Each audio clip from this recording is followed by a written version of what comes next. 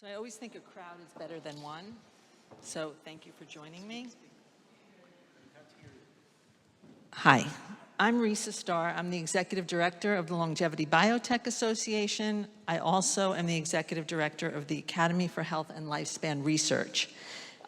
Today I'm speaking to you on behalf of the Longevity Biotech Association. I'm joined on stage by Jerry McLaughlin, CEO of Life Biosciences, Nir Barzilai, the President of the Academy for Health and Lifespan Research, and one of the founders of the LBA, and Jesse Pogagnik, who has worked with us on a paper that should be coming out soon on biomarkers.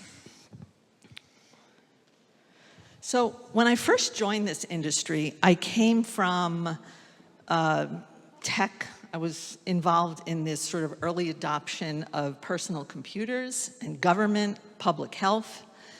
And I didn't really know much about the biology of aging. I just, thought you eat well and you exercise and you hope to have a healthy life.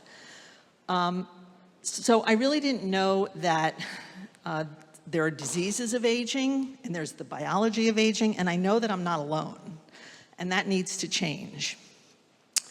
The LBA was originally founded to create a community of longevity biotechs committed to targeting the hallmarks of aging.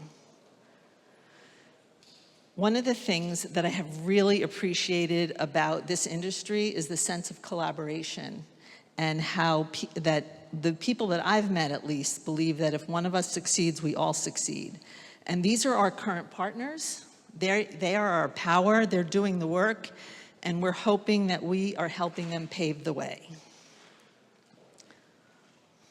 So we recognize that there are challenges in the industry. Challenges in industry standards, regulatory path, we keep hearing about that, investor knowledge, and there's a lot of noise and misinformation in the field. So what can we do? We're trying to raise the bar on setting industry standards. We're doing outreach to stakeholders, the public, investors, regulators. We're promoting our partners at events on social media, and we follow and promote the science. We have a strong vetting process for membership. One of the most important aspects for us is that our members are committed to science and doing clinical trials. So, as you've heard, we're a network of longevity biotech companies, researchers, and investors, and we're all dedicated to advancing the field. Our goal is a world that acknowledges aging as the root cause of disease and recognizes gerotherapeutics as advantageous. We are establishing technical frameworks for biomarker collection and clinical standards. We're refining messaging around primary prevention and health span, and we're fostering collaboration within our community for partnerships. So as I mentioned, we're setting standards. One of the ways we do that is by vetting our partners. We're trying to move away from sort of we're moving toward robust scientific evidence so that it adheres to our standards, and we're moving away from unsubstantiated claims and marketing hype. We are educating stakeholders through, I'm going to talk about that a little bit later, one of the projects that we're working on. We're working with some of the players who are working with regulatory agencies for the recognition of aging as a primary driver of disease. So the LBA is also facilitating publications of white papers and case studies that highlight the work of our partners. And one of our papers was about what it means to be a biotech company. And our next one is coming out, which we worked with Jesse on, for defining a framework for biomarker collection. We've established partnerships with American Federation of Aging Research, the Academy for Health and Lifespan Research, and the Healthy Longevity Medicine Society, and with A4LI. Some of those are US-based, but we are a global organization. Our partners are from all over the world.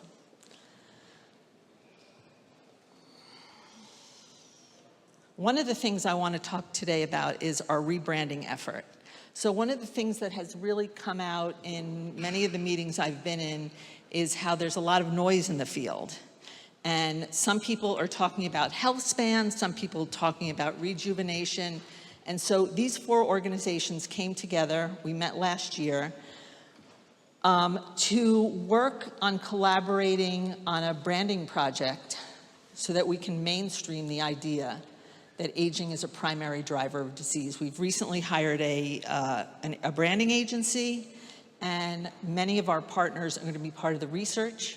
We're going to test it, we're going to bring it out to various stakeholders, and we're really excited about this project because we feel that if we start using the same terms and we understand what resonates with our various stakeholders, we'll make more of a difference. So this is the founding team. I am so lucky because I get to work with some of the giants in the field, Nir Barzilai, Jim Mellon, James Payer, and I was the original founding executive director. So I'd love to talk to you. You can reach us on our website. You can email me, talk to me after this presentation. I'm now going to hand it over to Jerry, who is going to talk about the challenges in investing. Nir is going to talk about collaborations between academics and Longevity Biotechs, and Jesse is going to talk about biomarkers. Thank you so much.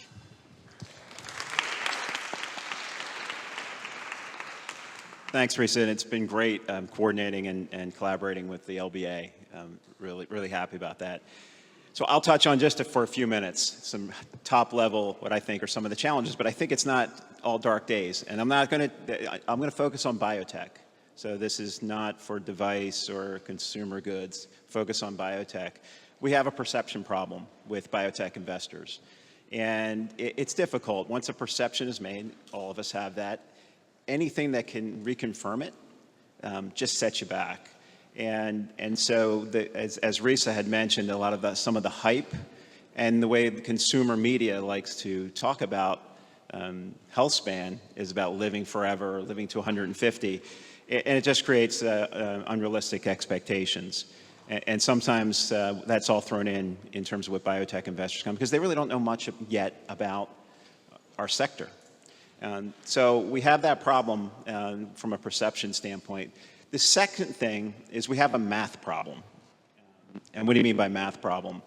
So investing is the confluence of time, money, value, like some market opportunity, and then applying a whole level of risk around that from a clinical development standpoint, a technical probability of success, and then regulatory success, and then commercial success.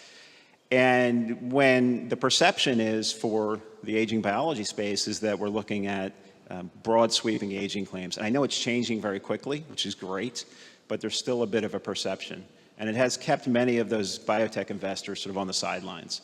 And because they look at that, I can't afford the risk, the time, the money to invest in a 5, 10 study. And so they tend to look away. One of the things, turning back to this perception and how to get them to the table, is words do matter. And I was so excited to see that, looking at language. We made the decision, and it's not because I don't like the word, but we've made the decision to, we call it the L word. We don't use the L word. And the reason is not that we don't want to get there and talk about it, but we don't want to lose our customer before we get them to the table.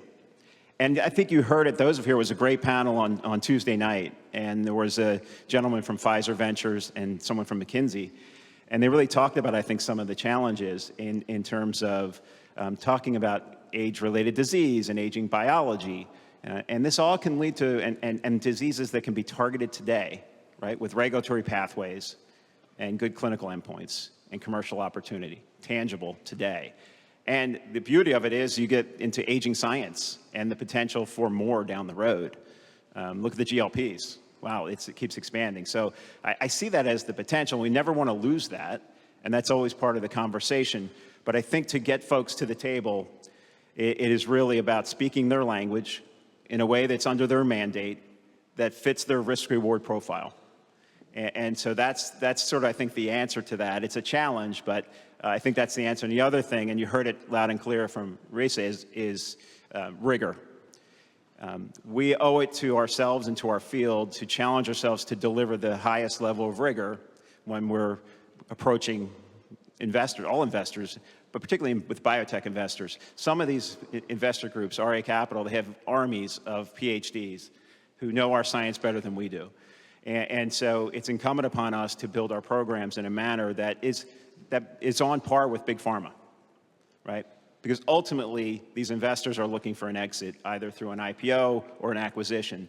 So we should really be thinking, we're not going to be able to do it on the scale of a big pharma, but we should be thinking about the level of rigor. And that comes to having the right people on the team as well, I think is really important. So these pose challenges to us, but I think at the same time, opportunities. So I'll leave it there and hand it off to Dear. Terrific, and I think I'm going to choose just one thing that continues this thought. There's a lot of investors out there that hears about longevity or health span or whatever. And my role, my main role, is to say, I'll meet those guys. And first of all, there's a simple education. Hey, we have a pipeline of hallmarks. And the next question will be, well, which is your favorite hallmark? Which I'm never going to, I say, if you tell me who's your favorite daughter, I'll tell you who's my favorite hallmark. But the point for us is because the hallmarks are interacting, you can target mitochondria and affect metabolism or epigenetic, right? So you know, this is not so simple. But if they choose what they want to do, what we do first is give them the due diligence. You know, in the academy, we have people who are covering pretty much everything. And we'll say, you know, those guys are the guys that you should talk with. And when you're done talking with them, come to us and we'll tell you which is the LBA that you should look at, which is the LBA company you should look at. And because of that, we also have responsibility. And it's not that everyone can join the LBA. We have a nomination process because we want to make sure that you have a plan that's consistent with us being really responsible and effective, okay? So now I'll pass it to talk a little bit about what is our advice for biomarkers. Thank you. Yeah, thank you, Nir. So my name is Jesse Poganek. I'm from Brigham and Women's Hospital and Harvard Medical School, but I'm primarily here in the context of my side gig, which is on the leadership team of the Biomarkers of Aging Consortium. And Nir has been one of our wonderful advisors from the beginning. And he and Risa gave us the opportunity to help with this paper. And, you know, I think it illustrates, as does ARDD, really well that there's a very unique integration in this field between biotech and academia. And the other thing I think to say about biomarkers is that we have a real data problem when it comes to biomarkers, because if we want to do you know, large-scale systematic validation in many respects, not just to validate that the biomarkers are predictive, but to validate that they're responsive, you need the data to be able to do that.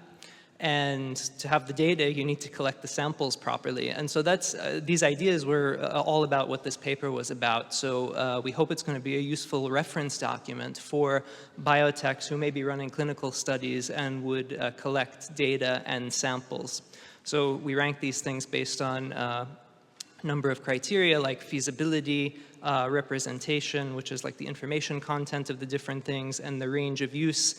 And we went through everything, but we also proposed a minimum, which we think should be blood samples and wearables data, because these are useful minimum things that we can do. And to link these to a wide range of outcomes. And to do this in the context of a consent structure that will allow reuse by other people in the future. As US-based researcher saying this in the EU, sharing data is another big problem we have. And so these decisions at the beginning can really help future efforts and help to advance the field. So thank you, Risa, for the opportunity to work on it. Thank you for the efforts in general, because I think it really helps propel us forward. Can I just add that the major advice for biotechs is they measure biomarkers anyhow, but to keep plasma, because we'll have such an advance that you'll be able to go back exactly when it's coming to phase 3 trial and, you know, identify the biomarkers that are coming through. So this is kind of the major advice. We're not telling which biomarkers to check. Thank you very much. And as you can see, the LBA is all about collaboration, and I hope that I get to meet some of you and talk to you about your companies. Thanks so much.